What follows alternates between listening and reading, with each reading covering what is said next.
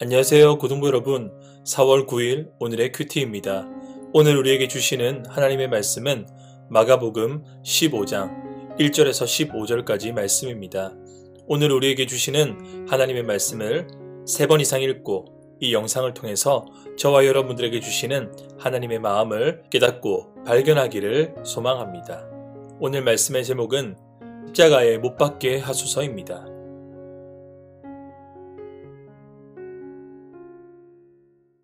오늘 본문은 예수님의 십자가형이 언도되는 과정을 그리고 있습니다. 1절 말씀입니다. 새벽에 대제사장들이 즉시 장로들과 서기관들 곧 온 공회와 더불어 의논하고 예수를 결박하여 끌고 가서 빌라도에게 넘겨주니. 아멘. 예수님을 밤에 붙잡아 불법적인 재판을 임시로 끝낸 이 산헤드린 공회원들, 대제사장들과 서기관들, 장로들은 새벽이 되자 정식적인 공회를 열어 예수님의 사형을 결정합니다. 그러나 산헤드린 공의회에는 사람을 죽일 수 있는 권한을 가지고 있지 않았기에 공식적인 판결을 이끌어내는 데에는 로마 당국의 결정이 필요했습니다. 바로 그런 이유로 예수님을 로마 총독 빌라도에게 끌고 가 넘기게 됩니다. 2절에서 5절입니다. 빌라도가 묻되 네가 유대인의 왕이냐? 예수께서 대답하여 이르시되 네 말이 옳도다 하시매 대제사장들이 여러 가지로 고발하는지라. 빌라도가 또 물어 이르되 아무 대답도 없느냐? 그들이 얼마나 많은 것으로 너를 고발하는가 보라 하되 예수께서 다시 아무 말씀으로도 대답하지 아니하시니 빌라도가 놀랍게 여기더라. 아멘. 총독 빌라도는 죄인으로 끌려온 예수님께 이렇게 신문합니다. 네가 유대인의 왕이냐? 로마는 속국을 삼을 때 속국의 종교는 탄압하지 않았습니다. 종교적인 자유를 인정해 주었기 때문에 유대교는 로마의 지배 가운데서도 이어져 왔습니다. 그런데 종교적인 이유, 곧 신성모독이라는 제목으로는 유대교 자체에서 일부 징계는 가능했지만 사형을 집행할 수 없었습니다. 그래서 대제사장과 종교 지도자들은 예수님을 종교적인 이유의 제목이 아니라 로마 제국의 반란을 일으켜 유대인의 왕이 되려고 한다는 제목으로 로마 당국에 예수님을 고발했던 것입니다. 이에 예수님께서 어떻게 대답하십니까? 네 말이 옳도다라고 하셨습니다. 여기서 네 말이 옳다라는 말은 보다 정확하게 말하면 네가 말하였다입니다. 즉 네가 유대인의 왕이냐는 빌라도의 질문에 예수님께서는 애매한 뉘앙스를 풍기는 대답을 하셨던 겁니다. 왜 그렇습니까? 예수님께서는 유대 종교 지도자들이 빌라도에게 고발했던 대로 정치적이고 군사적인 메시아로서 유대인의 왕위에 오르기 위해 이 땅 가운데 오시지 않았기 때문입니다. 그러나 한편으로 유대를 넘어 온 세상 가운데 하나님의 나라를 세우신 진정한 왕으로 이 땅 가운데 오셨기에 예수님께서는 그런 이중적인 의미를 담아 그렇게 대답하셨습니다. 대제사장들은 예수님께서 어떻게든 사형 선고를 받게 하기 위해 빌라도에게 여러 가지 내용을 고발합니다. 이에 빌라도는 왜 아무 대답이 없느냐? 이 사람들이 얼마나 많은 일로 너를 고발하는지 보아라라고 예수님께 말했습니다. 그러나 예수님이 아무 변명과 항변도 하지 않으셨습니다. 빌라도는 생사가 걸려있는 상황에서도 예수님이 침묵하시는 것을 보고 놀랐습니다. 6절에서 11절까지 말씀입니다. 명절이 되면 백성들이 요구하는 대로 죄수 한 사람을 놓아주는 전례가 있더니 밀란을 꾸미고 그 밀란 중에 살인하고 체포된 자 중에 바라바라 하는 자가 있는지라. 무리가 나아가서 전례대로 하여 주기를 요구한대 빌라도가 대답하여 이르되 너희는 내가 유대인의 왕을 너희에게 놓아주기를 원하느냐 하니 이는 그가 대제사장들이 시기로 예수를 넘겨준 줄 알미러라. 그러나 대제사장들이 무리를 충동하여 도리어 바라바를 놓아달라 하게 하니. 아멘.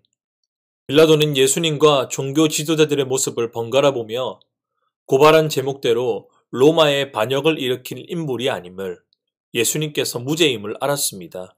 도리어 대제사장들이 죄가 없는 예수님을 시기에서 고발한 것을 눈치채었죠. 그래서 빌라도는 당시 6월절이 되면 백성들의 요구에 따라 죄수 한 명을 놓아주는 관례가 있었는데 그것을 이용하여 예수님을 놓아주고자 했습니다. 빌라도가 유대인의 왕 예수님을 놓아주길 원하냐고 무리에게 물었습니다. 그런데 빌라도의 예상과는 다르게 대제사장들이 무리를 매수하고 선동해서 예수님이 아닌 바라바를 관례대로 놓아줄 것을 요구했습니다. 바라바는 밀란을 꾸미고 그 밀란 중에 살인을 하고 체포된 사람입니다. 바라바야말로 대제사장들이 예수님을 고발했던 그 죄, 로마에 반역한 정치범이었습니다. 이제 이 이야기는 절정을 향해 갑니다. 12절과 15절까지 말씀입니다. 빌라도가 또 대답하여 이르되 그러면 너희가 유대인의 왕이라 하는 이를 내가 어떻게 하랴. 그들이 다시 소리를 지르되 그를 십자가에 못 박게 하소서. 빌라도가 이르되 어찌 미냐 무슨 악한 일을 하였느냐 하니 더욱 소리를 지르되 십자가에 못 박게 하소서 하는지라. 빌라도가 무리에게 만족을 주고자 하여 바라바를 놓아주고 예수는 채찍질하고 십자가에 못 박히게 넘겨주니라. 아멘. 빌라도가 무리들에게 물었습니다. 그러면 너희가 유대인의 왕이라고 하는 이 사람을 내가 어떻게 하면 좋겠느냐? 무리들은 십자가에 예수님을 못 박으라 소리쳤습니다. 빌라도는 이해할 수 없는 무리들의 요구에 어째서 그러느냐? 이 사람이 무슨 악한 일을 하였느냐라고 다시 반문했지만 이미 매수당하고 선동당한 무리들은 예수님을 십자가에 못 박게 하라고 더 크게 소리질렀습니다. 빌라도는 이 무리들을 만족시키기 위해 바라바를 놓아주고 예수님을 채찍질한 뒤 십자가에 못 박이게 넘겨주었습니다. 십자가에 못 박히는 것은 반역자나 흉악한 범죄자들에 대한 범죄였고 특별히 율법에 따르면 나무에 달려 죽는 것은 하나님께 저주를 받은 죽음이었습니다. 신명기 21장 22절 23절을 함께 읽어보겠습니다. 사람이 만일 죽을 죄를 범함으로 네가 그를 죽여 나무 위에 달거든 그 시체를 나무 위에 밤새도록 두지 말고 그날에 장사하여 내 하나님 여호와께서 내게 기업으로 주시는 땅을 더럽히지 말라. 나무에 달린 자는 하나님께 저주를 받았음이니라. 아멘. 같이 유대인들에게 있어서 나무에 달려 죽는 죽음은 하나님께 저주를 받은 비참한 죽음이었습니다. 종교 지도자들은 이러한 말씀을 잘 알았고 예수님을 굳이 십자가에 못 박히게 하도록 계획을 짰던 것입니다. 예수님을 제거하되 하나님께 저주받은 자로 규정하여 예수님의 존재를 아예 부정하고자 했던 치밀한 술수였음을 우리는 보게 됩니다. 사랑하는 고동부 여러분, 역사는 강자에 의해 쓰여진다고들 합니다. 승자의 역사로 말입니다. 겉으로 보기에 오늘 말씀 또한 철저히 승자가 모든 것을 컨트롤하는 것처럼 보입니다. 예수님을 대적했던 유대 종교 지도자들은 자신의 뜻을 이루기 위해 무리들을 돈을 주고 고용하고 매수했습니다. 그래서 그들을 선동하여 결국 예수님을 로마 정부의 반역자로 고소하게 되었습니다. 빌라도도 예수님께서 전혀 죄가 없으신 것을 알았지만 무리의 소리에 이기지 못하고 예수님께 십자가형을 선고해버렸습니다. 결국 종교 지도자들의 의도대로 나무 십자가에 달려 죽으심으로 말미암아 하나님께 저주받은 자로 예수님을 낙인 찍히게끔 이 모든 것이 다 이루어지게 되었습니다. 완벽하게 짜여진 스토리입니다. 종교 지도자들이나 빌라도는 자신이 이 죽음에 대한 주도권을 가지고 있었다라고 생각했지만 결코 그렇지 않았습니다. 실상은 정반대였습니다. 이 모든 일이 예수님께서 스스로 모든 주도권을 지시고 아버지의 뜻대로 자기 자신을 십자가로 내어주신 것입니다. 변호할 수 있었지만 변호하지 않으시고 항변하지 않으시고 채찍질 맞으신 것입니다. 이를 통해 우리는 하나님께서 하나님의 뜻을 주도적으로 이루어가심을 보게 됩니다. 여러분, 믿음으로 산다는 것은요, 이렇게 보이지 않지만 오늘도 살아계신 하나님과 하나님의 역사가 저와 여러분들의 개인과 가정과 우리 교회와 나라와 민족 가운데 일하고 계심을 신뢰하는 데 있습니다. 하나님께서 오늘도 우리의 삶 가운데 선하신 계획을 가지고 일하고 계시고 그렇게 이 어려운 시기 가운데서도 하나님께서 우리를 향한, 교회를 향한, 이 땅을 향한 하나님의 뜻과 하나님의 계획이 있음을, 하나님께서 이 모든 역사를 주도하신다는 것을 신뢰하고 믿음으로 담대하게 살아가는 저와 여러분들이 될 수 있기를 주님의 이름으로 축복합니다. 끝으로 우리가 빌라도의 모습을 살펴보기 원합니다. 그는 예수님께서 무죄하심을 알았지만 무리들에게 만족을 주기 위해서 유대 총독으로서 민심을 살피는 일, 권력을 유지하기 위해 예수님을 십자가에 매달도록 선고했습니다. 자, 우리는 어떻습니까?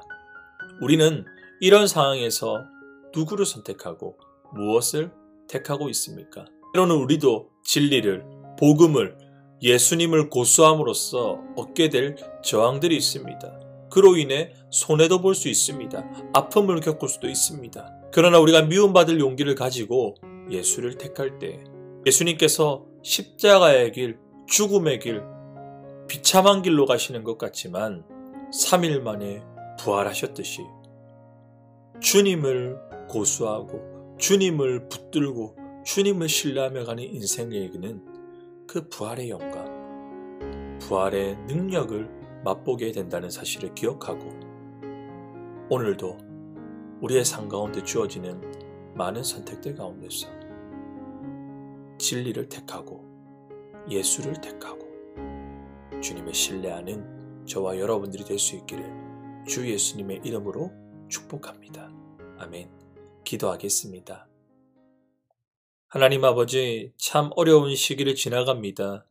하나님, 그러나 이 어려운 시기 또한 주님께서 주도하시고 주님 손에 있음을 신뢰하며 오늘도 주님의 그 선하신 뜻이 나와 우리의 가정과 우리 교회를 향해 있음을 기억하고 믿음으로 담대하게 살아가는 우리가 되게 하여 주시옵소서.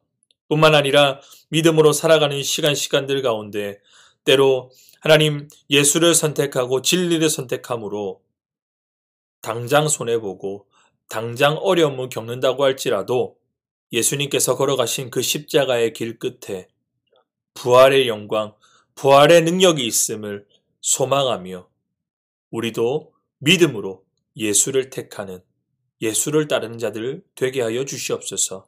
감사드리며 주 예수님의 이름으로 기도드립니다. 아멘.